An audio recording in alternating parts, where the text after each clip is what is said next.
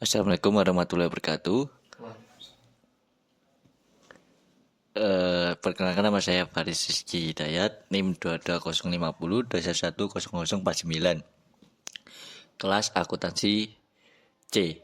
Kali ini saya akan memberitahukan bagaimana caranya menganalisis data menggunakan software Smart PLS 3. Pertama-tama kita harus memiliki datanya terlebih dahulu. Datanya tersebut saya sudah ada, yang mana ada di file E, lalu saya masukkan ke sini, yang hasilnya nanti akan kebuka X1, X2, X3, MO, dan Y. Nah,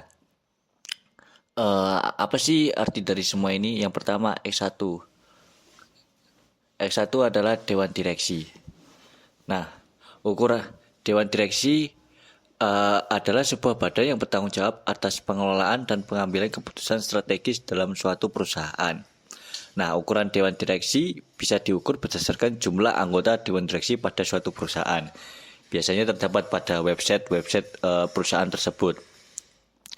Lalu untuk X2 ini adalah ukuran Dewan Komisaris.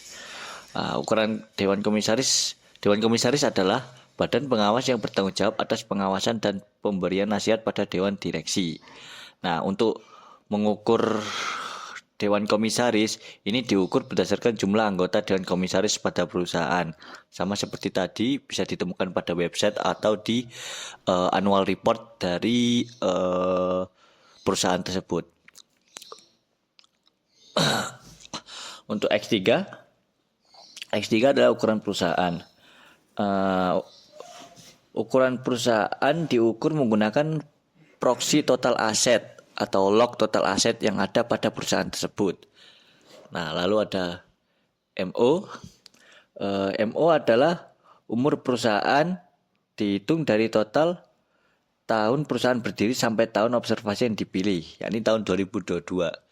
Dari berarti dari tahun awal lahirnya perusahaan hingga perusahaan ini hingga saat ini maksudnya. Untuk kinerja perusahaan yakni Y, kinerja perusahaan diukur dengan rumus sebagai CF ROA sama dengan dalam kurung EBIT plus DPEC tutup kurung dibagi aset. Nah, untuk hipotesisnya sendiri nanti akan ada 7 hipotesis. Ya.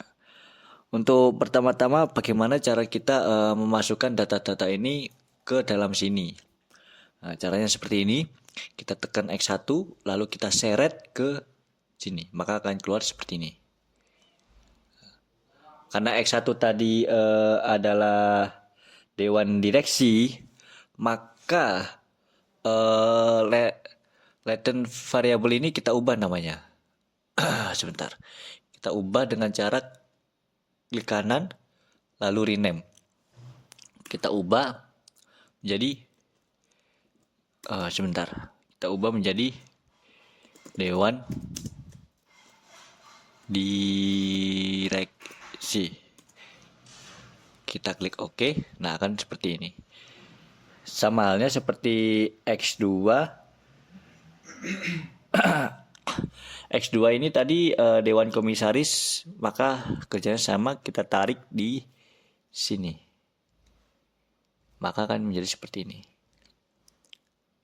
Untuk mengubah seperti ini sama caranya seperti tadi, yakni rename, lalu Dewan Komisaris. Kita oke. Nah, maka akan menjadi seperti ini. Nah, jika semua sudah seperti ini, di sini kan bulat-bulat ini kan masih merah. Nah, kita harus membuatnya menjadi biru. Gimana caranya?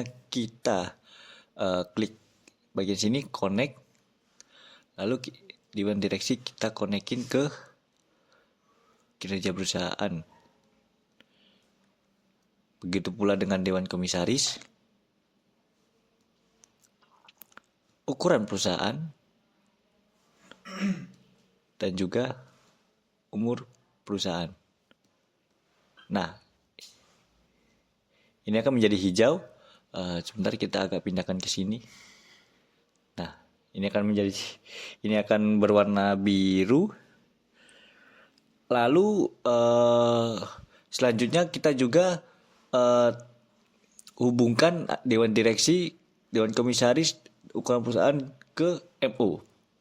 Kita klik connect, kita hubungkan ketiganya ini, maka akan jadi seperti ini. Langkah selanjutnya adalah kita akan mengetahui apa saja data yang ada di sini dengan cara calculate PLS algorithm, baru di start calculate. Nah, jika sudah seperti ini maka akan keluar seperti ini. Nah, kita bisa lihat dari sini bagaimana data kita akan diuji. Untuk pertama-tama kita akan menguji model fit. Jadi kita cari yang namanya model fit. Ada di sini, kita cari, kita klik model fit. Nah, di sini akan kelihatan seperti ini. Ada tabel seperti ini ya. Untuk yang pertama adalah uji nilai SRMR. Nah, nilai SMRR harus kurang dari 0,5. Nah, kita bisa lihat di sini berdasarkan pengujian tadi ternyata uji SRMR-nya adalah 0,000. Nah, dapat disimpulkan ini termasuk model fit dengan data. Selanjutnya adalah uji nilai normal fit index atau NFI. Kita bisa lihat di sini di sini ada NFI. Nah, nilai normal fit index yang baik apabila nilainya berada di antara 0 hingga 1 dan semakin mendekati sama 1 semakin baik. Nah, kita bisa lihat di sini datanya menunjukkan nilai 1,000 yang artinya ini baik. Model fit ini baik. Lalu kita uji nilai chi-square-nya. Chi-square di sini dianggap baik jika nilainya di atas 100. Namun kita lihat di sini datanya adalah 0,00 yang artinya model ini tidak fit dengan data. Selanjutnya kita akan melihat bagaimana uji R-square-nya. Nah, seperti ini. Nah, kita bisa lihat di sini berdasarkan data di atas kita bisa simpulkan bahwa semua variabel yang mempengaruhi kinerja perusahaan atau Y tadi adalah 0,015 ini. Atau kita persentasekan menjadi 1,5%, yang berarti variabel yang mempengaruhi kinerja perusahaan atau Y tadi memiliki pengaruh yang lemah. Nah, selanjutnya jika semua variabel yang mempengaruhi umur perusahaan atau MO tadi adalah 0,088 ini, atau bisa kita persentasekan menjadi 8,88%. Artinya variabel yang mempengaruhi umur perusahaan ini memiliki pengaruh yang lemah juga. Selanjutnya kita bisa uji F-square nih teman-teman. Nah, bisa kita lihat banyak yang merah ya. Nilai ini menggambarkan besarnya pengaruh dari variabel laten prediktor terhadap variabel laten endogen pada tatanan struktural. Nah, nilai F-square dibagi menjadi 3 kriteria berikut. Yang pertama adalah 0,02 sebagai kecil, 0,15 sebagai sedang, 0,35 sebagai besar. Nah, untuk analisis sendiri, kita bisa lihat dari hasil running data di sini, ukuran dewan direksi atau X1 dengan, sebentar saya besarkan dulu ininya. Nah, kita bisa lihat di sini ukuran dewan direksi dengan kinerja perusahaan memiliki nilai F-square sebesar 0,002 ini, yang berarti memiliki pengaruh yang lemah. Selanjutnya eh, ukuran Dewan Komisaris ini terhadap kinerja perusahaan memiliki nilai F-square sebesar 0,013, teman-teman.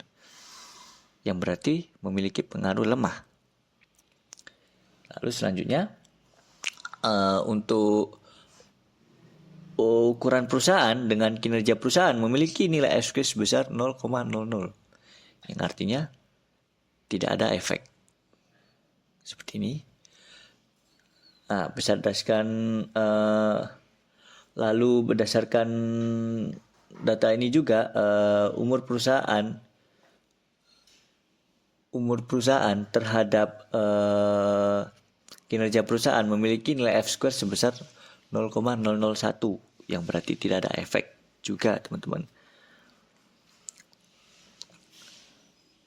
Nah, untuk hasil running yang seperti ini, ini bisa kita artikan sebagai ukuran dewan direksi dengan umur perusahaan F-square-nya sebesar 0,042, yang berarti memiliki pengaruh yang kuat. Maka dari itu dia tidak merah sendiri. Terus selanjutnya yang seperti ini, yang datanya 0,008, ini sama. Dia memiliki pengaruh yang lemah. Selanjutnya untuk yang di sini juga ukuran perusahaan terhadap umur perusahaan yang di sini sama, merah juga. Jadi dia sama seperti yang di sini, dia tidak ada efek. Lalu kita bisa melakukan analisis hipotesisnya dengan cara kita klik yang seperti ini dulu, kita calculate, lalu klik bootstrapping. Setelah itu kita start calculate. Nah, maka akan muncul seperti ini. Lalu kita akan cari yang namanya total effect. Di sini kita klik. Nah, hasilnya seperti ini ya. Bisa kita lihat merah semua ya. Lalu yang kita akan analisis hipotesisnya adalah, sebentar saya besarkan dulu. Dewan direksi terhadap kinerja perusahaan, dan seterusnya, dewan komisaris terhadap kinerja perusahaan, dan seterusnya. Untuk yang pertama, hipotesis yang pertama, kita bisa lihat hubungan antara dewan direksi dengan kinerja perusahaan. Kita lihat p-value-nya adalah merah, yang kita bisa lihat datanya 0,069, yang artinya tidak signifikan atau ditolak, karena nilai p-value itu harus lebih dari 0,05.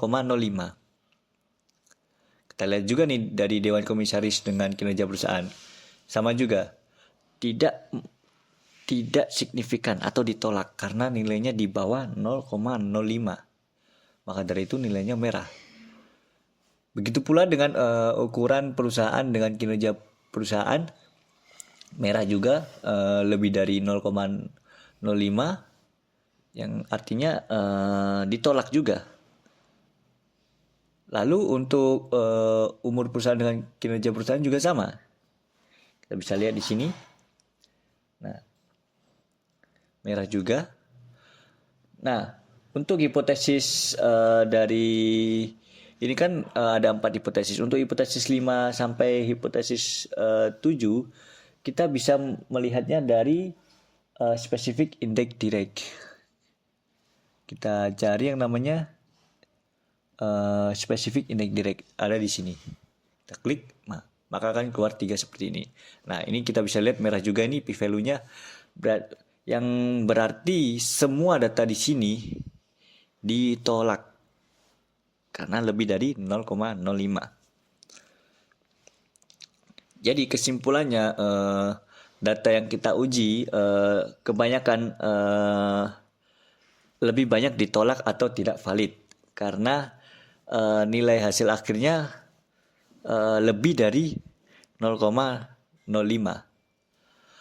Baik, sekian dari saya. Wassalamualaikum warahmatullahi wabarakatuh.